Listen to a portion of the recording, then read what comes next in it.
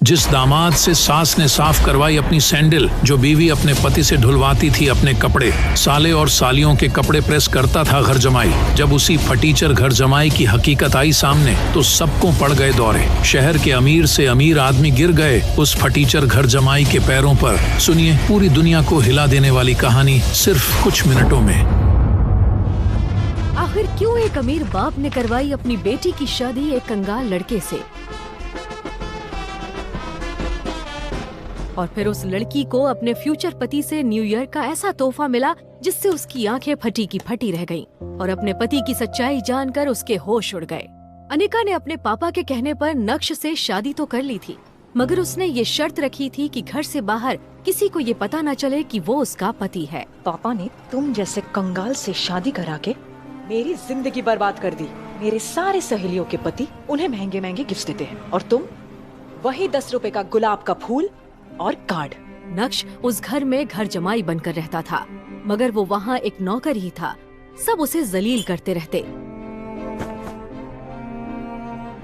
ना तो उसे घर में ठीक से खाने को मिलता था, कभी कालीन पर तो कभी वो कुत्तों के कमरे के बगल में सोता।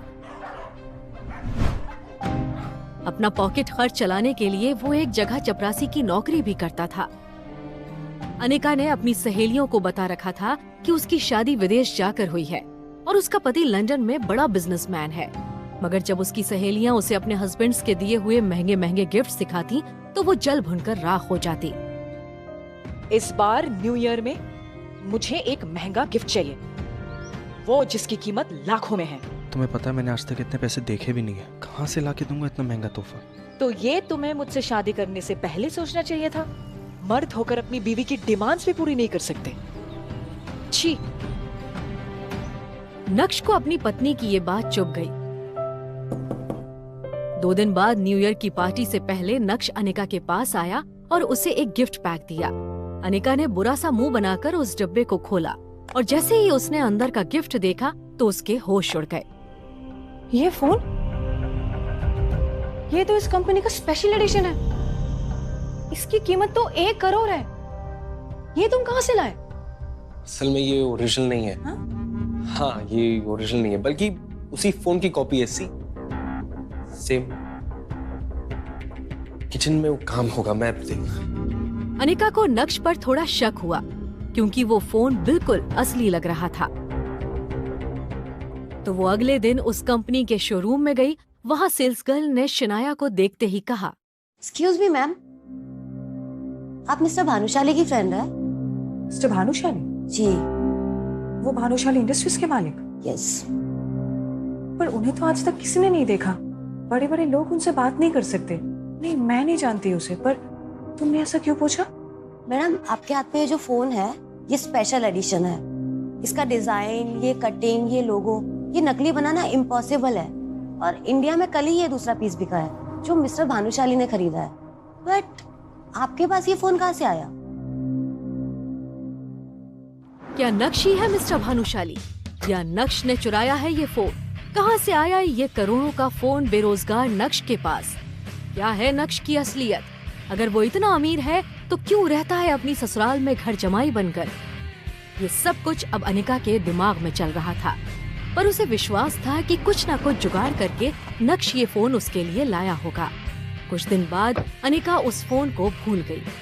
एक सुबह नक्श घर के लिए सब्जी लेने बाहर गया था। तभी अनिका जल्दी रेडी होकर घर के हॉल में आ गई और गुस्से से चिल्लाने लगी, माँ, नक्श कहाँ है?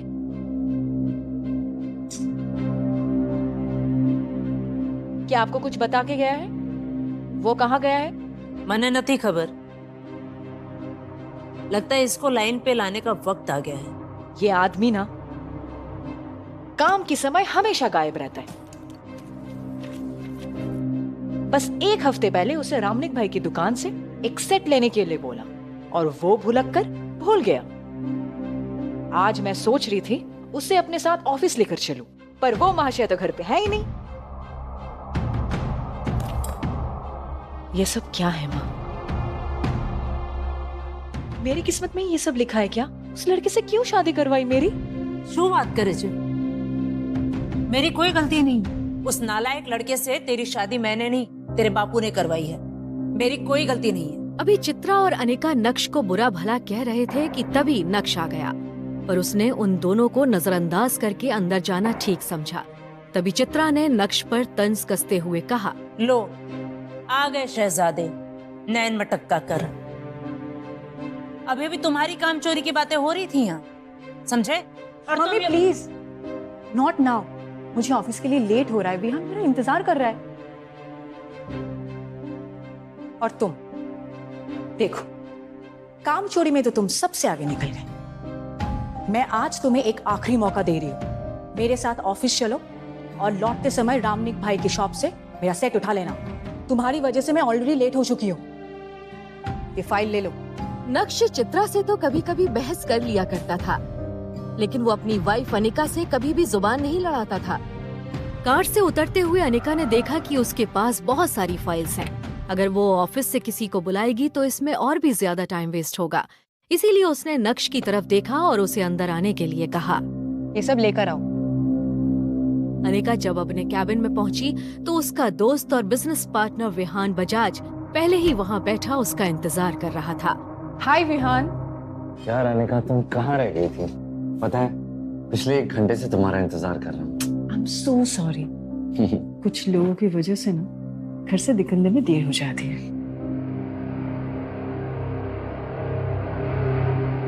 ये आदमी इतना खाली 1 घंटे से मेरी बीवी अनिका का इंतजार कर रहा। क्या हुआ विहान, बहुत मुस्कुरा रहे हो? कोई लॉटरी लगी है? हाँ, ऐसे ही समझो। तुम्हारा आना किसी लॉटरी से कम का है। ये देखो अनिका, हमारे लिए डायमंड का रेयर नेकलेस, सिर्फ तुम्हारे लिए।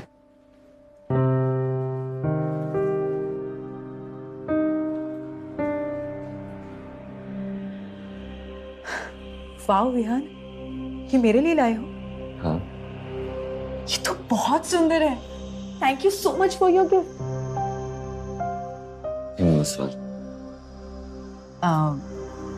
Can you? अनिका, मैंने आज से तुम्हें कोई सलाह नहीं दी, पर आज दूंगा। यह आदमी तुम्हें इंप्रेस करने के लिए सस्ते हीरे का हार लाके दिया। ये हीरा असली नहीं है। इस आदमी से तुम्हें बात भी नहीं करनी चाहिए।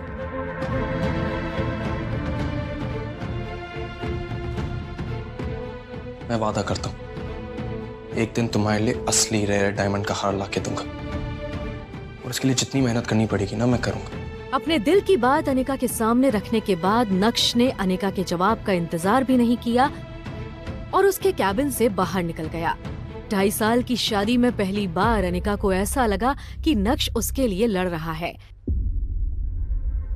क्या नक्श को खुद से दूर रखकर मैंने कोई गलती तो नहीं करती? विहान,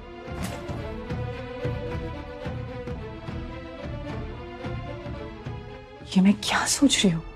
विहान मेरा बिजनेस पार्टनर है और इस कंपनी का सबसे बड़ा इन्वेस्टर। नक्श के इस हरकतों की वजह से अगर विहान ने मेरी कंपनी से बैकआउट कर दिया तो क्या होगा? नहीं, नक्श की वजह से मैं मेरी इतनी सालों की मेहनत जाया नहीं जाने दे सकती। मुझे नक्श की नहीं, मुझे विहान की जरूरत है। नक्श, ये क्या पागलपन है? हाँ, तुम्हें इतना हक किसने दिया है कि तुम मुझे अपनी बेतुकी सलाह दे सको? क्या तुम्हारी हिम्मत कैसी हुई? मेरी गलती थी कि तुम्हें यहां पर लेकर आई। अब तुम यहां से चुपचाप निकल जाओ। Just leave. नक्श ने अनिका की इस बात का भी कोई जवाब नहीं दिया। वो जानता था कि वो जितना बोलेगी उतना ही अनिका का गुस्सा बढ़ता जाएगा। उसे अनिका से जो कहना था वो उससे कह चुका था। अब बार बार उस बात पर बहस करने का कोई फायदा भी नहीं था। चाहता कहाँ है? सुनाई नहीं देता क्या? कब से आवाज दे रहा हूँ? बहरा है क्या? तूने मेरे ही सामने मेरे गिफ्ट का मजाक कैसे उड़ाया? और तू खुद को भी बेच देगा ना, तभी उस हार को नहीं खरीद पाएगा, समझा? दूसरी बात, तुझे अपनी मार्केट वैल्यू पता होनी चाहिए। 0, डब्बा गुल। साले घर जमाई। नक्श अभी भी सबके सामने हंगामा करने के मूड में नहीं था, लेकिन जब कोई आपकी खामोशी का फायदा उठाने लगे तो बोलना जरूरी हो जाता है। पहली बात, जो पीछे खड़ी है ये मेरी बीवी है। दूसरी बात, मेरी बीवी को तुम जैसे इंसान से गिफ्ट्स लेने की जरूरत नहीं है, मैं उसे खुद लाकर दे सकता हूं। तो नहीं ढोंगी दिखावा बंद कर। और हाँ, तीसरी बात, जब जेब में नोट ना हो तो चिल्लर बजाकर दिखावा नहीं करते।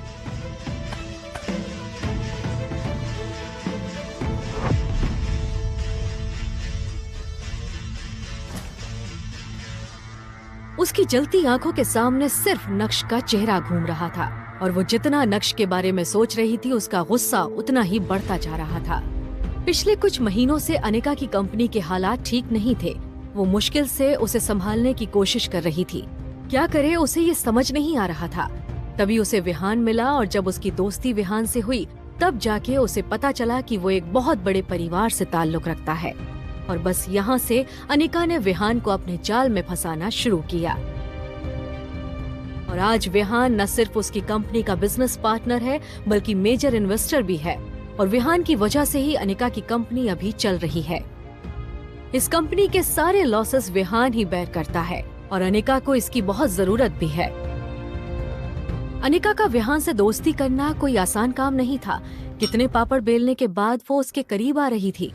सब ठीक चल रहा था, सब कुछ अनिका के प्लान के मुताबिक हो रहा था, लेकिन नक्श ने आकर आज सब कुछ बिगाड़ दिया। अब अनिका मन ही मन सोच रही थी, क्या जरूरत थी नक्श को विहान को ऐसा कुछ कहने की। अब पता नहीं वो मेरी कंपनी में अपना पैसा इन्वेस्ट करेगा या नहीं। अब अनिका उसे कैसे मनाएगी। अगर गलती से उसने अपना पैसा रिटर्न करने के लिए कहा तो अनिका की कंपनी एनजी कॉर्पोरेशन तो बहुत बड़ी मुसीबत में पड़ जाएगी। उसके बाद क्या होगा, जवेरी खानदान को कौन संभालेगा। ये सोचते सोचते अनिका को खुद पर ही गुस्सा आने लगा। असल में गलती उसी की है। वो क्यों नक्श को उन दोनों के बीच में लाई।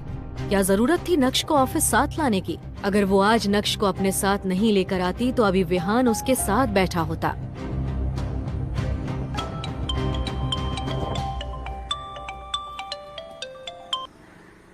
यस मिस्टर भानुशाली, मैं भी आप ही को कॉल करने वाला था।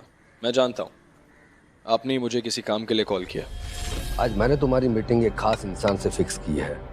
एड्रेस मैसेज कर दिया है और मैं चाहता हूं कि तुम एक बार उनसे मिल लो। ठीक है, मुझे किसी से मिलने में कोई तकलीफ नहीं है, लेकिन उसके पहले आपको मेरी 2 शर्तें पूरी करनी पड़ेगी। सबसे पहला ये कि मुझे आज के आज एक रेयर डायमंड नेकलेस चाहिए, और दूसरी मैं आपको मैसेज करता हूँ। ये शर्त भी उतनी ही खास है, और हाँ, दोनों शर्तें पूरी हो जानी चाहिए। ओके।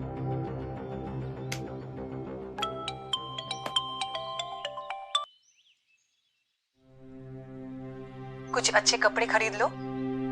मैं नहीं चाहती कि तुम्हारी वजह से मेरी फैमिली को और शर्मिंदा होना पड़े।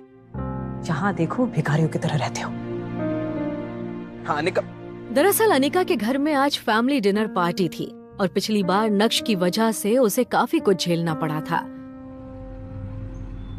Golden Park Society. Golden Park Society Surat ही की नहीं बल्कि गुजरात की सबसे लग्जूरियस सोसाइटीज में से एक थी। दरअसल यही वो जगह थी जहां मिस्टर भानुशाली ने आज उसकी एक सीक्रेट मीटिंग फिक्स की थी। लेकिन नक्श किससे मिलने जा रहा है इस बात की उसको कोई जानकारी नहीं थी। लेकिन जब नक्श लॉबी में पहुंचा तो वहां रूम के अंदर आदमी को देखकर उसका गुस्सा उबलने लगा और नक्श बिना वहां रुके वहां से निकल गया। नक्श वहां से निकल ही रहा था कि तभी उसे एक मैसेज आया। दरअसल आज अनिका की फैमिली गैदरिंग अटेंड करने से पहले नक्श को अपनी हाई स्कूल रियूनियन में जाना था। ग्रेजुएशन के बाद इतने सालों में नक्श पहली बार अपने किसी कॉलेज या स्कूल रियूनियन में जा रहा था। इतने सालों में नक्श अपने किसी भी दोस्त से भी नहीं मिला था। उस रीयूनियन पार्टी के बारे में सोचते हुए नक्श को अपने सारे पुराने क्लासमेट्स याद आने लगे जिनके साथ वो कभी स्कूल में मस्ती करता था। आज नक्श उन सब से फिर मिलने वाला था और ये सोच सोचकर ही नक्श एक्साइटेड हो रहा था। नक्श इन ख्यालों के साथ अभी आगे बढ़ ही रहा था कि तभी उसे अचानक कुछ याद आया और उसने मन ही मन कहा, शिट, अगर शिवानी भी वहाँ हुई तो? दरअसल शिवानी वो लड़की थी जिसे नक्श स्कूल के दिनों में पसंद करता था। यार दुनिया में कितने अजीब आदमी होते हैं। फेवर तो देखो उसके, खरता धरता कुछ नहीं है और होना भी कुछ नहीं है, लेकिन आगे हमारी मैडम को गुस्सा दिलाने। यार इन 2 सालों में ना कुछ नहीं बदला। मुझे तो लगा था कि मैडम ने उस आदमी को छोड़ दिया होगा, लेकिन वो आदमी तो मैडम के सिर पर चढ़कर डांस कर रहा है। कभी कभी तो लगता है उन दोनों की शादी कैसे हो गई। शादी तो छोड़ो, इन 2 सालों में डाइवोर्स भी नहीं हुआ। मुझे तो ये देखकर ज्यादा हैरानी होती है। अनिका के मन में ये चल रहा था कि आखिर नक्श की वजह से उसे और कितना बेइज्जत होना पड़ेगा। यही सब सोचते हुए अनिका की नजर अपने पापा के फोटो पर पड़ी। मैं आपकी सबसे प्यारी बेटी थी पापा। मुझे ऐसा लगता था कि आप जो भी पसंद करोगे ना, बहुत सोच समझ कर करोगे। इसलिए मैंने कभी भी किसी लड़के के साथ रिलेशनशिप में नहीं आई और ना ही आपके सामने मेरी शादी की कोई भी शर्त रखी। पर आपने क्या किया पापा? एक गधे से मुझे बांध दिया। फिर भी मैंने कोई सवाल नहीं किया। पर अगर उसकी हरकतों के बारे में मुझे पहले पता होता ना, तो शायद मैं आपको मना कर देती। कहते हैं कि माँ बाप अपने बच्चों के लिए जो भी कुछ करते हैं वो उनकी भलाई सोच के ही करते हैं। सच कहूँ तो पापा, मुझे नहीं लगता है कि आपने मेरे लिए कुछ भी अच्छा सोचा था, बल्कि मुझे तो ऐसा लगता है जैसे आपको अपना आखिरी काम खत्म करना था। वो खत्म करके आप चले गए।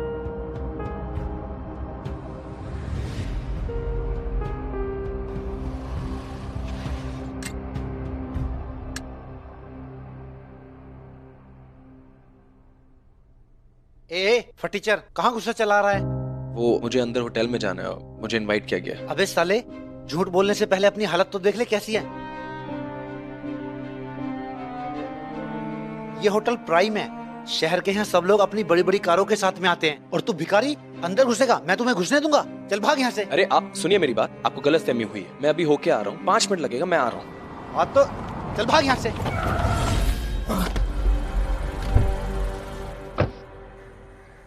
ये सब क्या हो रहा है? वो भी होटल के गेट पे। पता नहीं ऐसा करने से होटल की रेपुटेशन कितनी खराब होती है। देखिए ना सर, ये फटीचर पता नहीं कहाँ अंदर गुस्सा चला रहा है। मैंने हटाया तो हट नहीं रहा है। अरे नक्श सर, आप? सर मुझे माफ कर दीजिए, मुझे पता नहीं था कि आप हैं, नहीं तो मैं खुद आपको रिसीव करने आता। अपने मालिक को एक गरीब फटीचर के सामने ऐसे गिड़गिड़ाता हुआ देख वो गार्ड भी हैरान था कि क्यों इतना अमीर आदमी एक गरीब को सर कह रहा है। क्या नक्श सच में एक अमीर आदमी है? तो वो क्यों ऐसे गरीबों की तरह रह रहा है? क्यों उसके ससुराल वाले उसके साथ नौकरों की तरह बर्ताव करते हैं? क्या है नक्श की असली सच्चाई? जानने के लिए सुनिए पॉकेट एफएम की ये पूरी कहानी, इंस्टा एम्पायर, जिसे हिंदुस्तान में सबसे ज्यादा सुना जा रहा है। पूरी कहानी सुनने के लिए अभी नीचे दिए गए इंस्टॉल बटन पर क्लिक करें और पॉकेट एफएम डाउनलोड करें।